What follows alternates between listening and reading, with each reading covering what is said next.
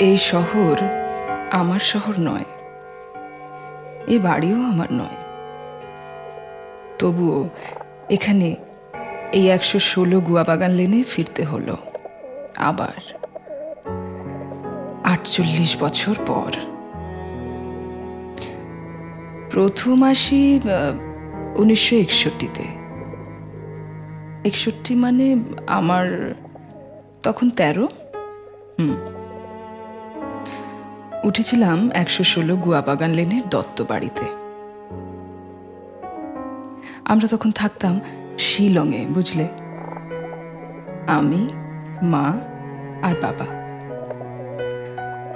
হঠাৎ একদিন প্রায় মাঝরাত্রিরে অ্যাম্বুলেন্সের প্রচণ্ড আওয়াজে ঘুম ভেঙে জানলাম মা অসুস্থ।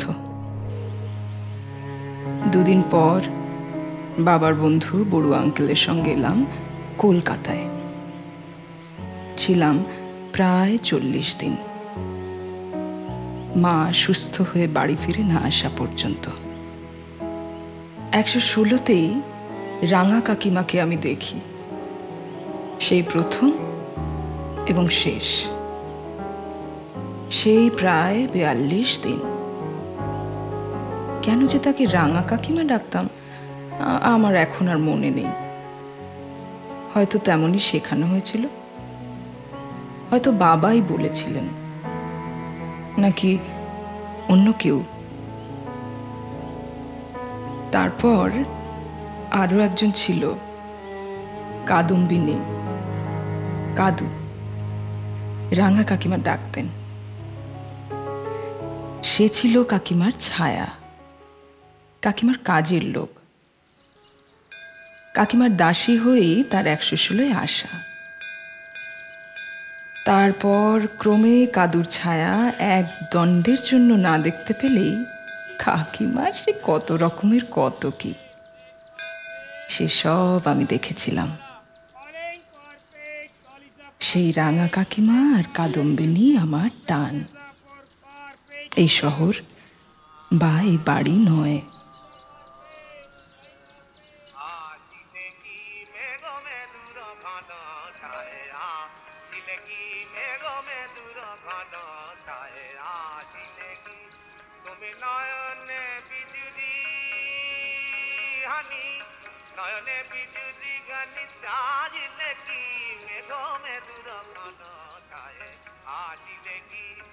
আগের দিন রাত্রে বৃষ্টি হয়েছিল। ভেজা স্যাঁতস্যাঁতে গলি পেরিয়ে যখন এলাম তখন সবে সকাল। গলির আলোগুলো তখনও নেবানো হয়নি, আমার এখনো মনে আছে। গিনিমা ডাকছেন, ওপরে যাও।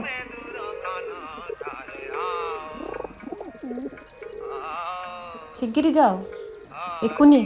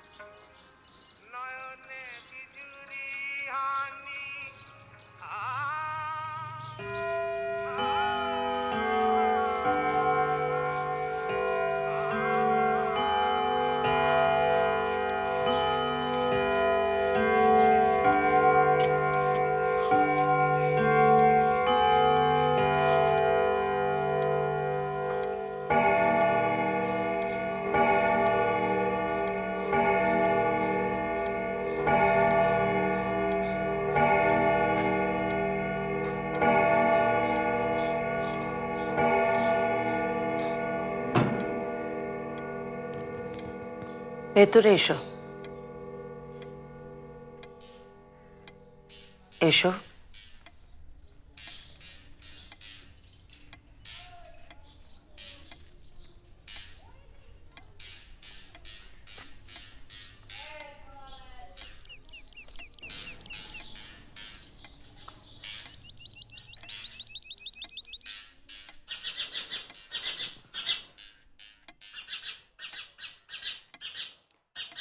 এই যে দেখি রঙের রাধা, তেমন মেমেদের মতো চুল কেটেছো কেন?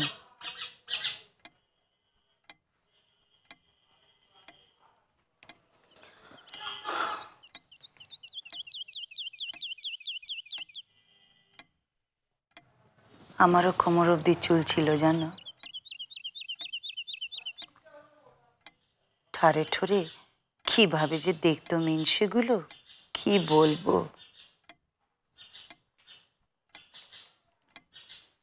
খুব সুন্দরী ছিলুম গো দেখতে।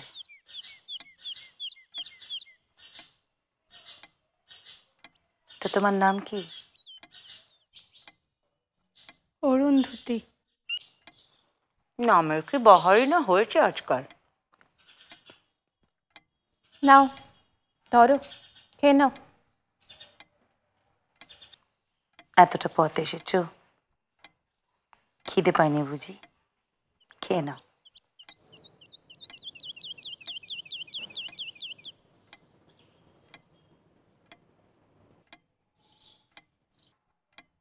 জানো তো মায়ের খুব অসুখ।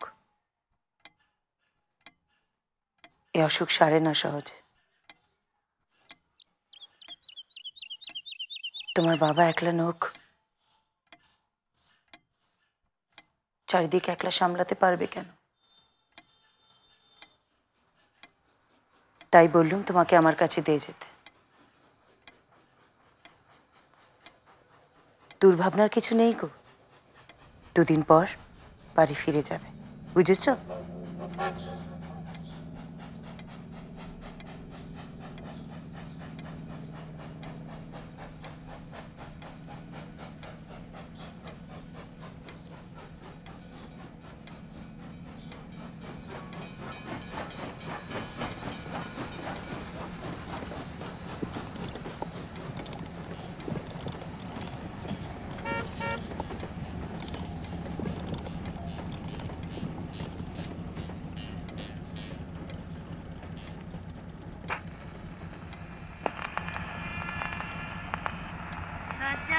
নয়ন করে প্রিয়া পথ হেরি হেরি দিল এক হয় যুগচারী। সাজাল নয়ন করে প্রিয়া পথ হেরি হেরি দিল এক হয় যুগচারী। শত যুগ মনে হয় তারে এক দিলে নাহে দিলে।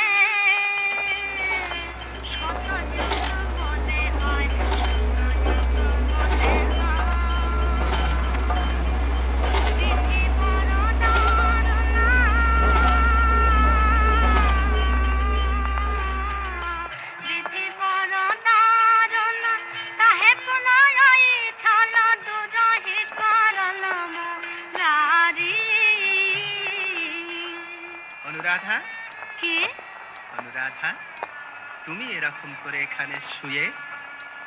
বড় অনুরাগে পিয়া দূর দেশ গেলাম, পিয়া বিনা পাঁজর ঝাঝর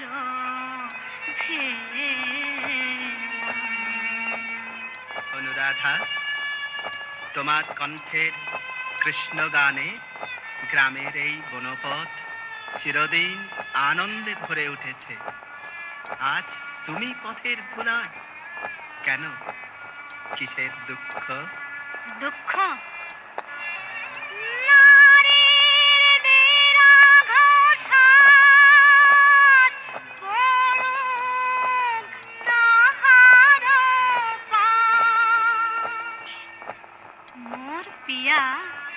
যার পাশে বইছে পাখি যদি হোক পিয়া পাশে উড়ি যাও, পাখি যদি হোক পিয়া পাশে উড়ি যাও, সব দুঃখ কো তার পাশে, সব দুঃখ কো তার পাশে।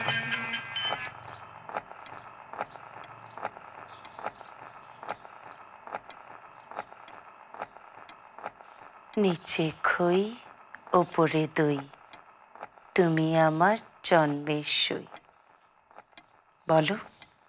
নিচে খই, ওপরে দই, তুমি আমার জন্মের সই।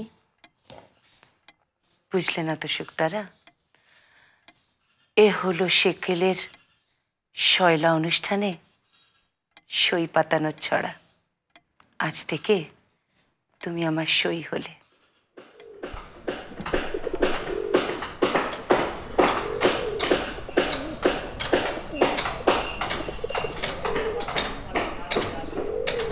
নিচে খই, ওপরে দই, তুমি আমার জন্মের সই। আজ থেকে তুমি আমার সই হলে।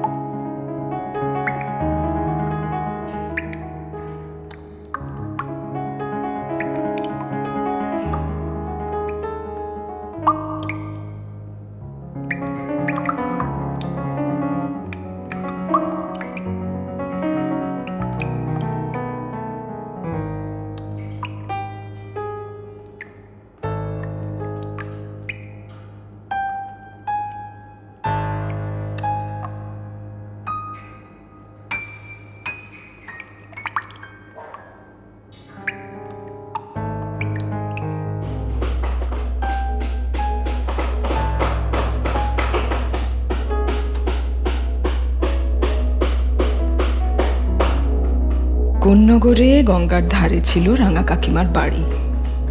বিয়ে হয়ে কলকাতায় এলেন যখন, তখন নাকি শহরের বড় রাস্তার তেলের আলোগুলো জ্বলছে, চারিদিকে আবছা অন্ধকার। 11 বছরের সরজু সেই ভোরে সরজু দত্ত হয়ে 116 প্রবেশ করলেন। রাঙা কাকা কেশবচন্দ্র দত্ত তখন 27।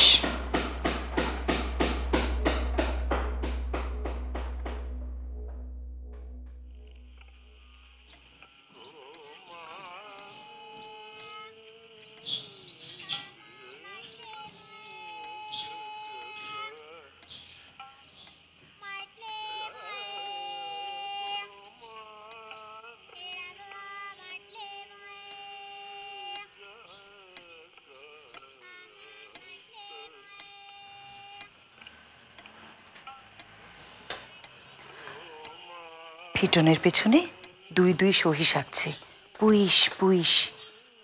ঘোড়া ছুটছে টকবক টকবক। নতুন কনেটি সেজে আমি চুপটি করে বসে দেখি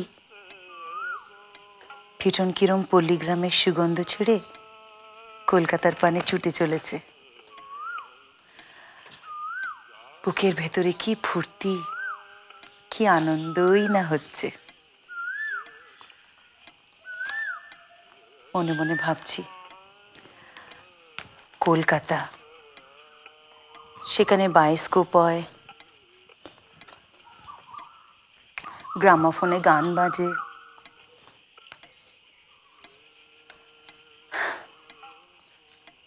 অমর দত্ত দানিবাবুর প্লে হয়, রাস্তায় বিকেলে গ্যাসের আলো জ্বলে, গড়ের মাঠে মেমেরা ঘোড়া ছোটায়, ট্রাম চলে। তা আবার দত্তবাড়ির ছোট বউ। বাবা, দত্তবাড়ি মানে ফি আসেনে দুর্গাপুজোর ধুম। এইসব ভাবতে ভাবতে হঠাৎ দেখি পিটন হাওড়ার পুল পার হচ্ছে। সে কি প্রকাণ্ড পুল গো! সেই প্রথম তো। আবার সে কবে দেখব।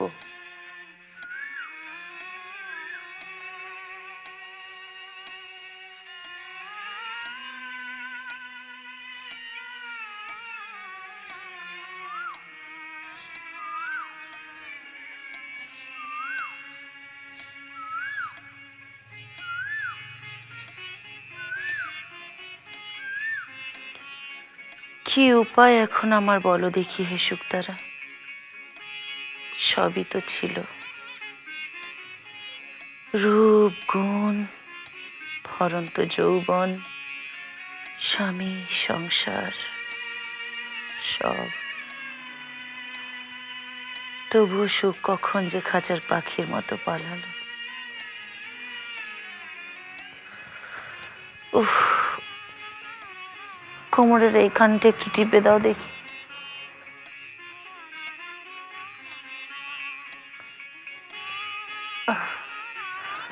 আর একটু নিচ্ছে।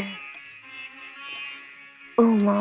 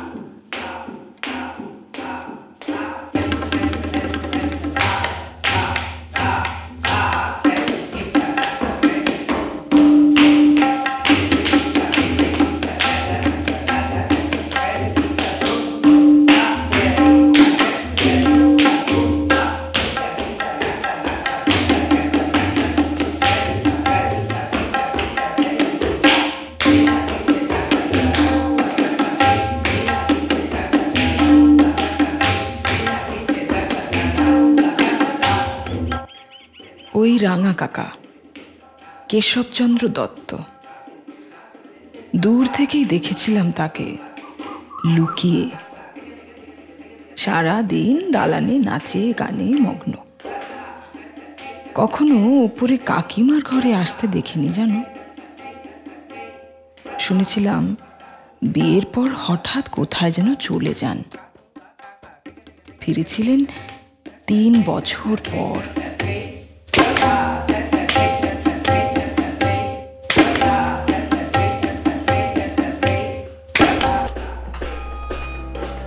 লুকিয়ে কেশবচন্দ্রের নাচ দেখতে দেখতে হঠাৎ আবিষ্কার করি একটা ঘর।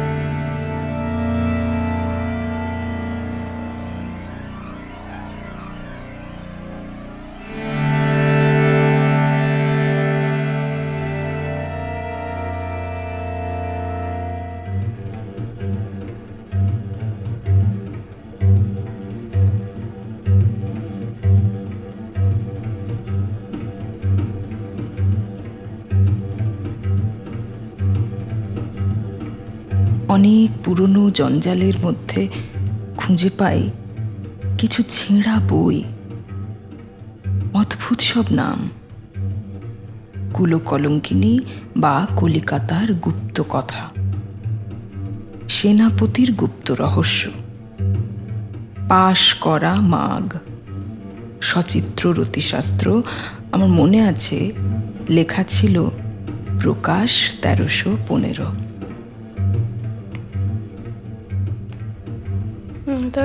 দাদার মুখেই শুনেছি বীরচন্দ্রের মেজ বোন আমোদিনী প্রেমদাস বাবাজির সেবাদাসী ছিল।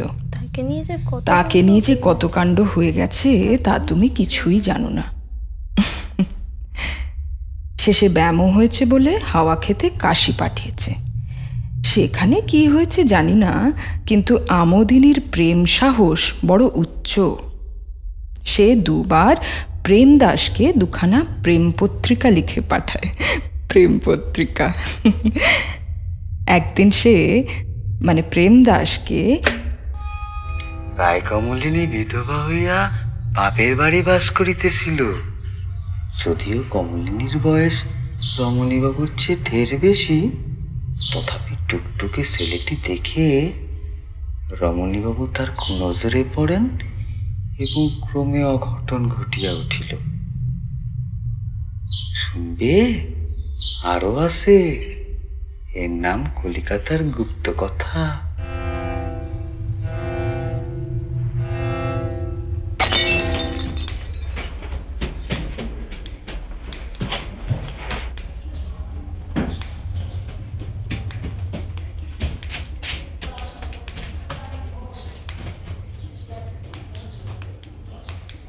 আমি তারাপদ, কেশববাবুর চাকর। আরে ভয় পেওনি।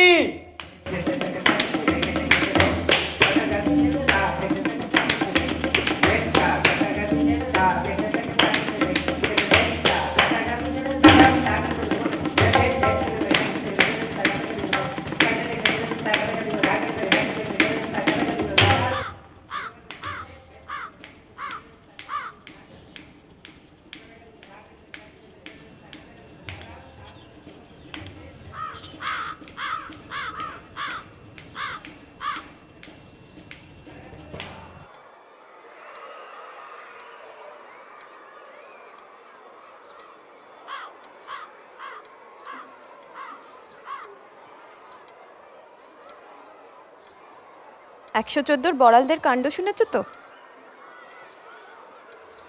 কি কাণ্ড রে কাদু? ঢং করিস নে, শিগগিরই বল দেখি। মোক্ষদার তো আবার আবার কি? কিছু বোঝো না? না, আবার তো 4 মাস চলছে। সে কি কাণ্ড লো? হ্যাঁ, নে কর, আরো ফুলদা ফুলদা করে ঢোলে পড়। ফুলদা কার্তিক ঠাকুর আমার। শুনলাম নাকি ওকে পশ্চিমে কোথায় নিয়ে যাচ্ছে, সেখানেই সব সেরে সুরে তবে ফিরবে। অত কলকাতায় আর লুকোচুরি।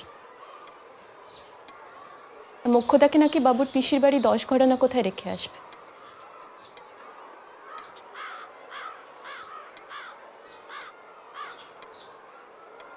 কি হলো কি তোমার?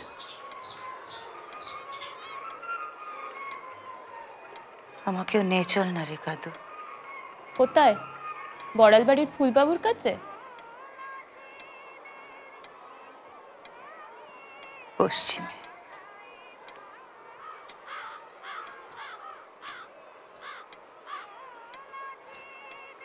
আর ভালো লাগে না রে কাদু।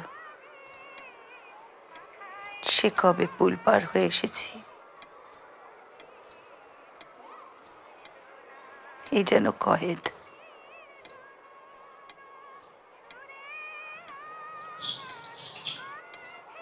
আমি তো আছি, নেই?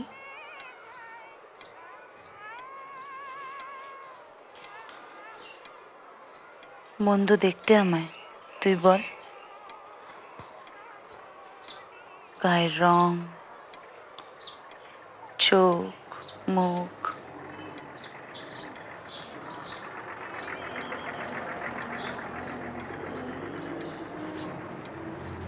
আর পা,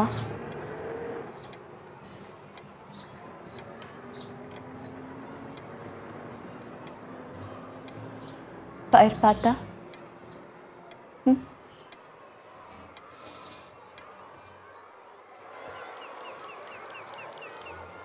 গোছ,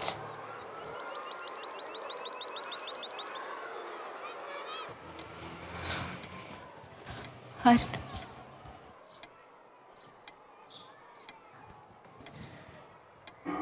তুমি শুধু মন্দ নও, খুব মন্দ।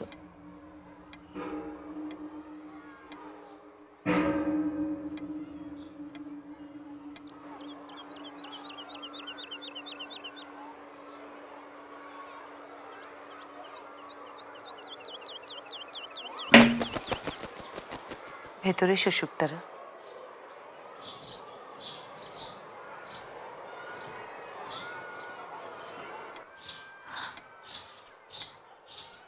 কাদু, ডোর খুলে দে।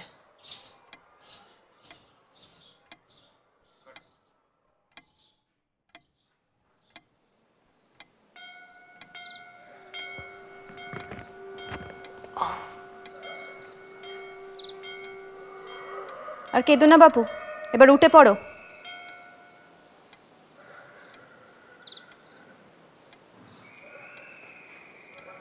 কাদু, তুই যা।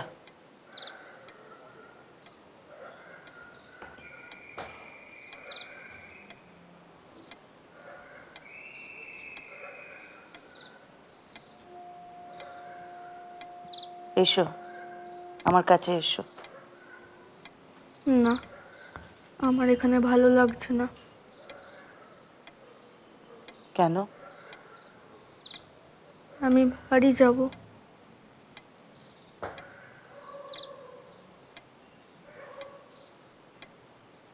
কেন এখানে ভালো লাগছে না কেন?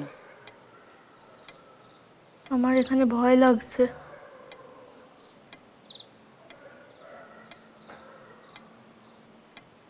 বইটা কোথায়?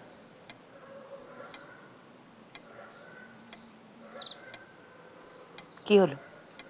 দাও।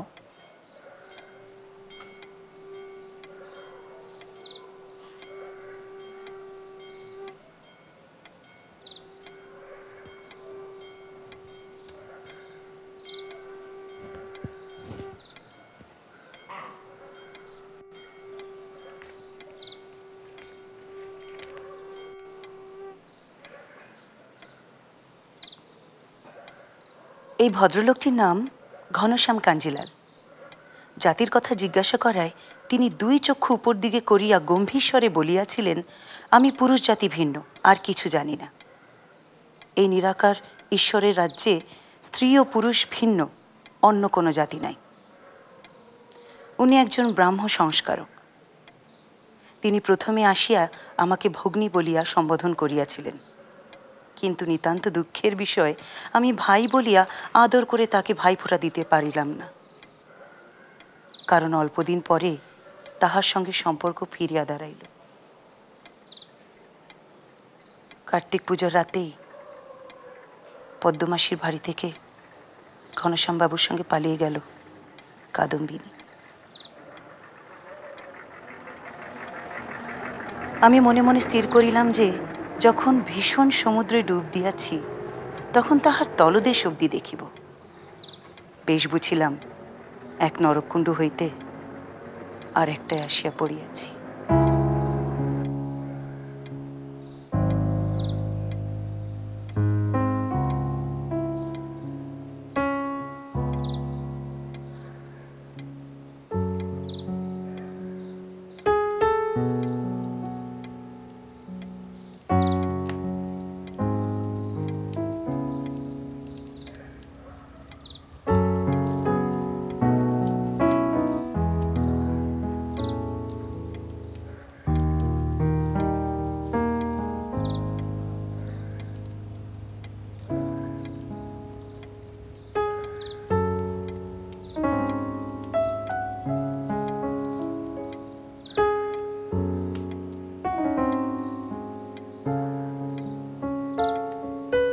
দেখলে তো শুক্তারা, ভয় কিরকম পুড়ে ছাই হয়ে গেল।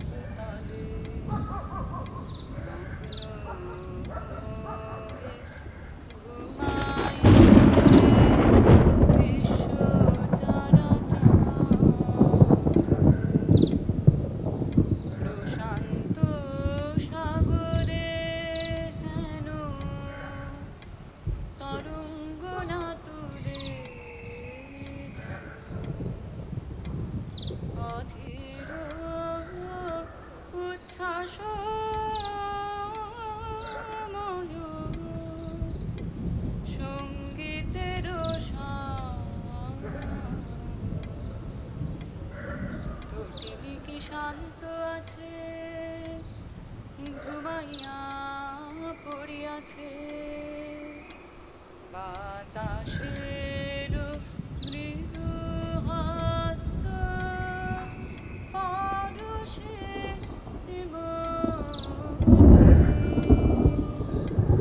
ভুলে যদি ঘুমে ঘুমে তটের চারণ চুমে বনধ্বনি শুনে চমকে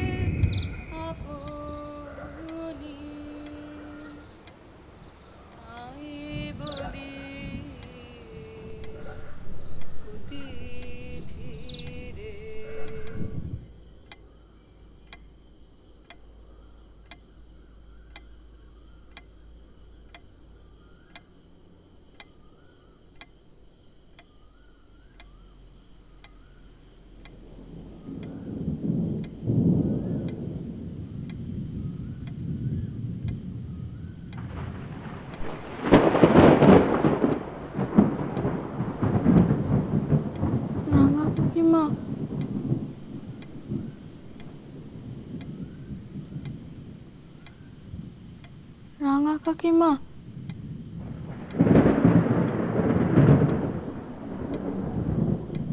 ঘুমো শুকতারা, ও কিছু নয়, রাতের বায়োস্কোপ। ঘুমো। তারপর প্রত্যেক রাতে লুকিয়ে আমি সেই আশ্চর্য বায়োস্কোপ দেখি। কখনো পাশ ফিরিনি। আজও ঘুমের মধ্যে সেই দুজন জ্যান্ত পরী আমায় দেখা দিয়ে যায়। আমার রাতের বায়োস্কোপ।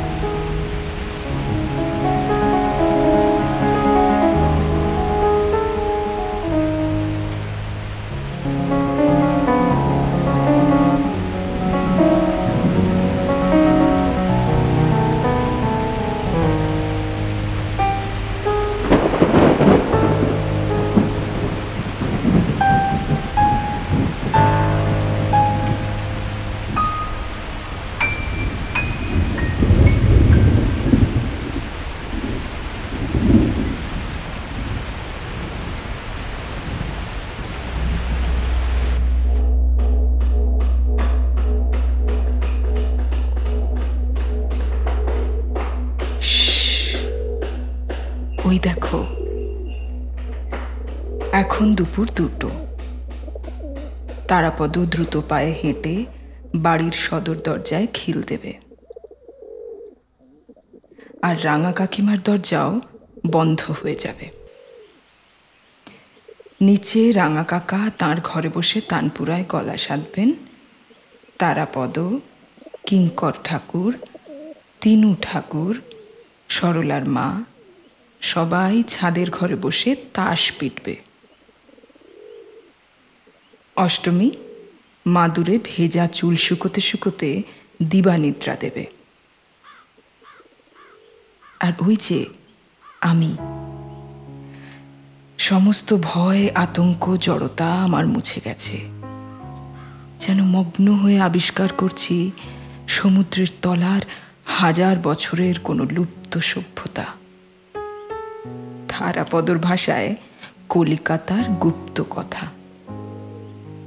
আর ক্রমশ বুঝতে পারছি why the cage bird sings.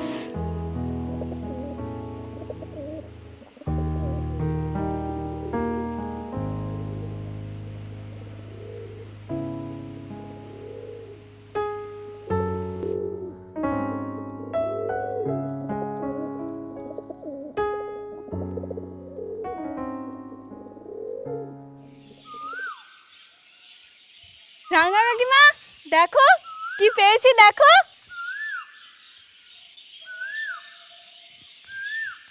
দেখো কি পেয়েছি। ও মালো, কি সুন্দর। কোনো মেম নাকি গো? না, এর নাম কাদম্বিনী।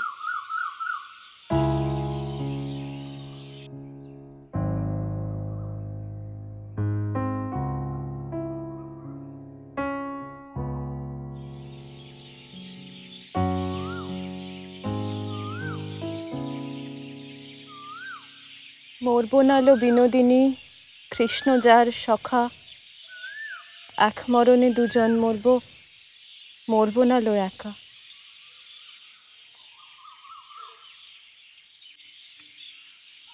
কাদম্বিনী তারপর কি হয়েছিল জানো? ঘনশ্যাম প্রেমের নাটক করে ফাঁকি দিয়ে তার সব গয়না কেড়ে নিল। কাদম্বিনীও শিখেছে অনেক। সেও সম্পর্ক করল আশ্রমের আরেক সংস্কারকের সঙ্গে। সে একজন অধ্যাপকও বটে,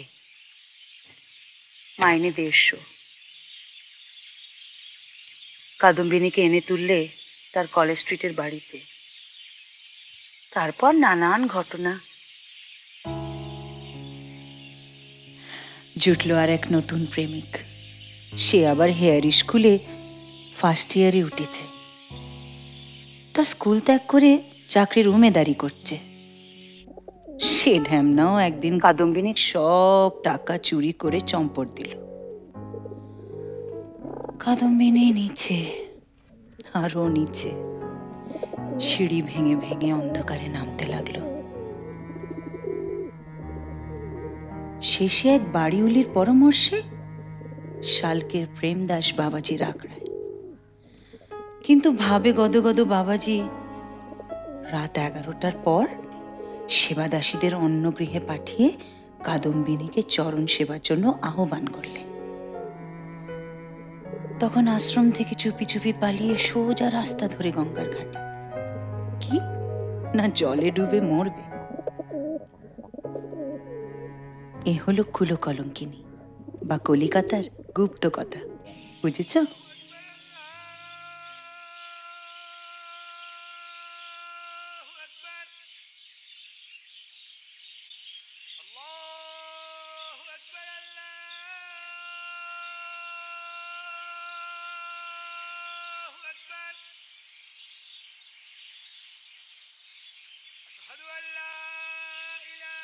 কাদম্বিনী, বড় কর্তা ডাকছেন, শিগগির যা।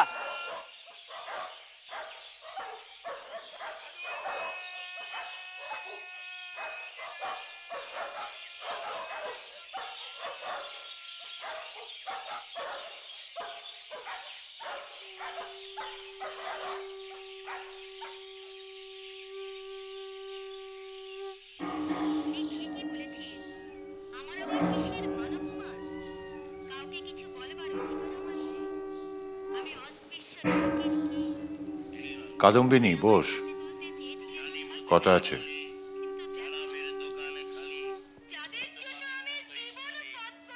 সুখে থাকতে তোদের ভূতে কি লয় না রে কাদম্বিনী? নাকি কাদু বললে তবে বুঝবি? ঢের হয়েছে তোমার দত্তবাড়ির নুন গেলা। এবার মানে মানে ঘরের মেয়ে ঘরে ফিরে যাও। কি হয়েছে কর্তাবাবু? তোমার ধিঙ্গিপোনায় চোখ কান পাতা সব দায় হয়েছে, আবার বলছিস কি হয়েছে? শোনো, থামো দাদা, এত কথা দরকার নেই। এ মাসের মাইনে, পুজোর শাড়ি, বকশিস, অন্যান্য পাওনা ঘন্টা সব পুজে নে।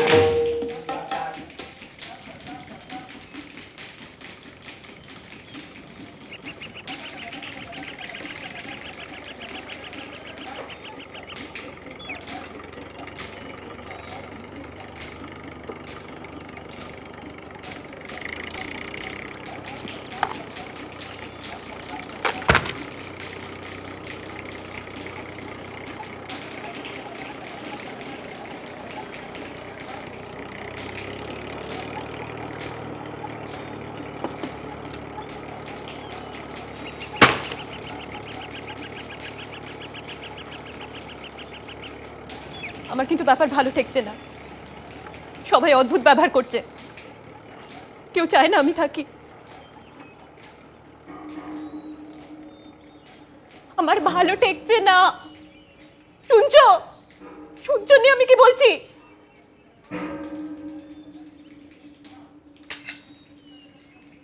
কে দেয় কার অঙ্গে হাত? তুই আমার না ওদের? আমি কারো নই, আমি এবাড়ির চাকর। আর এবাড়ির মাতা ওই কর্তারা যা করতে বলবে আমি করব, যেখানে যেতে বলবে আমি যাব। ও তাহলে এতদিন আমি সাপ পুষেছিলাম বুকে? ওই এক কোনোদিন আমার চুয়ে দেখলো না। আর তুই এক ছিনাল গতর খাকি, আমার জীবন জ্বালিয়ে পুড়িয়ে দিয়ে এখন বলছো কি না? যা দৌড়ে যা, বাজারের মেয়ে ছেলে কোথাকার। যা যা।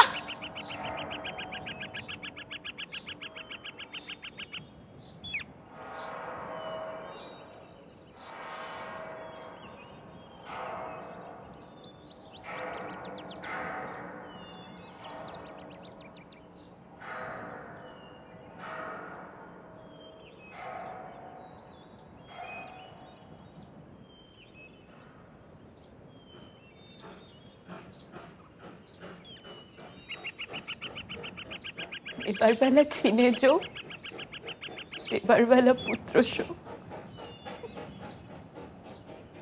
শুধু নিজেরটাই দেখলে গিন্নিমা,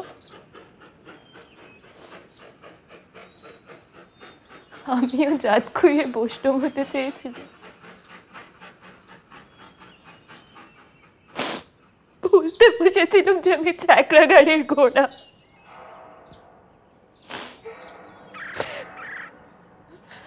মনে রইল সই মনের বেদনা, প্রবাসে যখন যায় গো সে, তারে বলি বলি বলা হলো না।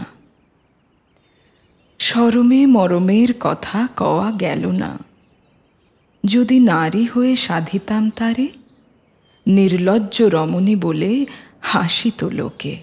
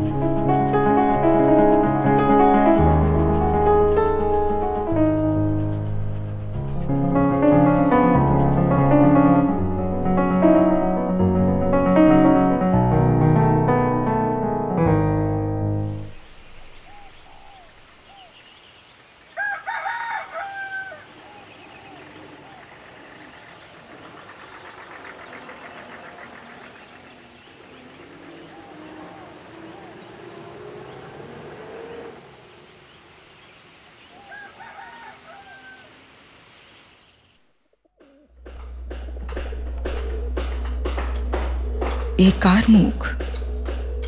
সরজুবালা দত্ত নাকি তার ছায়া কাদম্বিনী?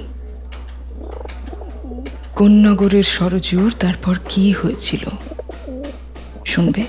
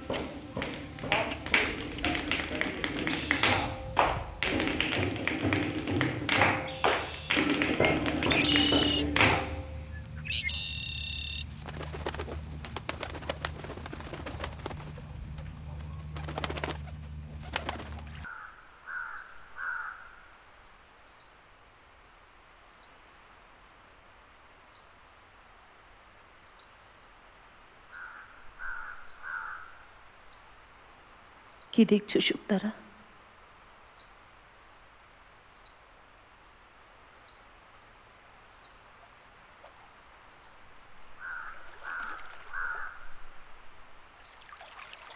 এভাবে চলে গেল পোড়ামুখী।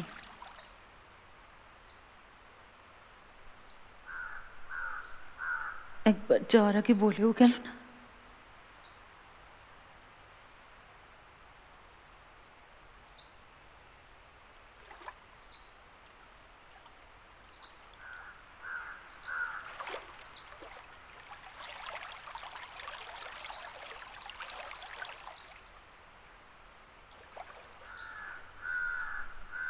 তিন মাসে প্রেম যায়,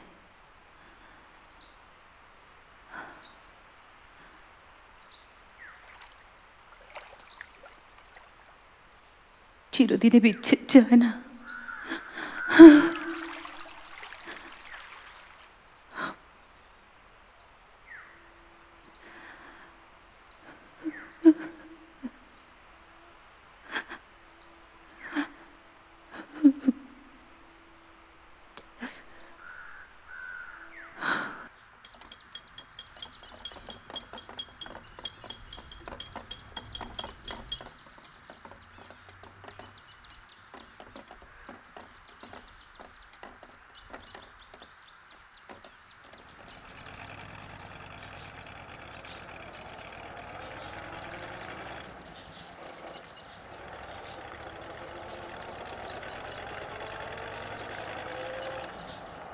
আমায় ডেকেছিলে সরজু?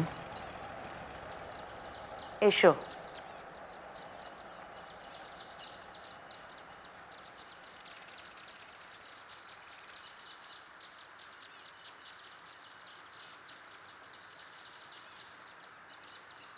বসো।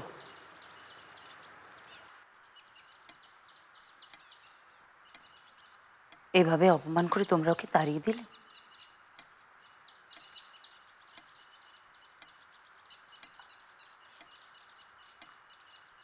কোনোদিনই কখনোই তোমার ইচ্ছে অনিচ্ছে বলে কিছুই ছিল না। এটাই তোমার দোষ।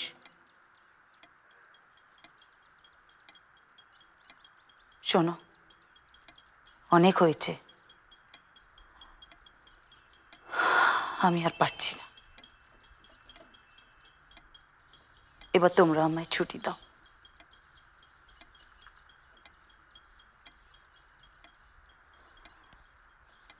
জানি তোমাদের মাথা এঁট হয়ে যাবে, তত্ত্ববাড়ির কেচ্চা মুখে মুখে ফিরবে, তা আমায় যেতে হবে। ভয় পেও না, কেউ টেরটি পাবে না। কোথায় যাবে সরজু?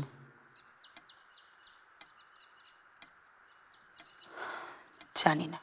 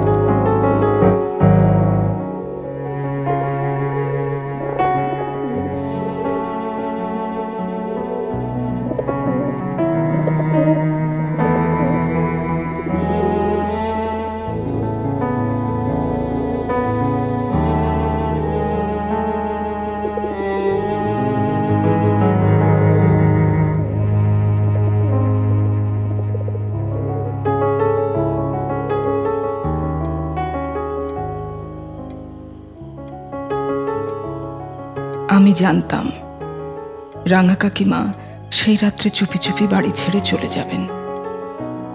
দেখলাম রাঙা কাকিমা একা তার এত দিনের নিশ্চিন্ত আশ্রয় ছেড়ে চলে গেলেন কাদম্বিনীর জন্যে।